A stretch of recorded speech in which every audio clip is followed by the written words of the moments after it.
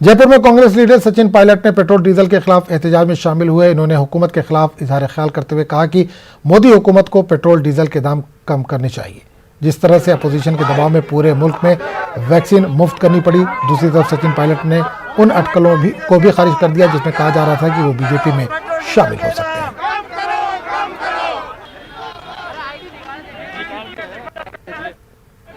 त्राई मची है, नदियों में लाशें बह रही हैं, लोगों की नौकरियां जा रही हैं। ऐसे समय में बजाय लोगों की मदद करने के लिए, महंगाई को बढ़ाने के लिए आज पेट्रोल डीजल के दाम आसमान छू रहे हैं। इस सरकार की नींद खुलने का नाम नहीं ले रही है।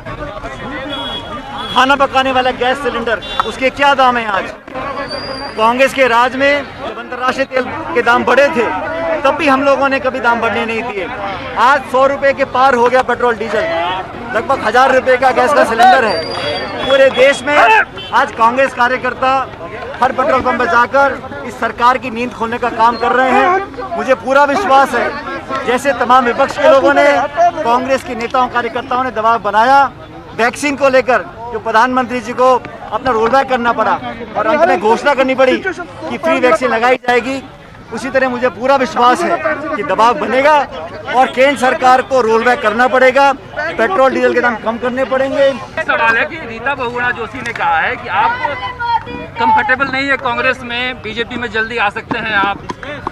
किसने क्या बोला? रीता बहुगुणा जोशी ने कहा है कि आप कंफर्टेबल नहीं है कांग्रेस में, आप आ सकते हैं बीजेपी। मैंने भी सुना रीता बहुगुणा जोशी ने जो कहा कि सचिन से बात करी है, हो सकता है उन्होंने सचिन तेंदुलकर से बात करी हो, मेरे से बात करने की हिम्मत नहीं है।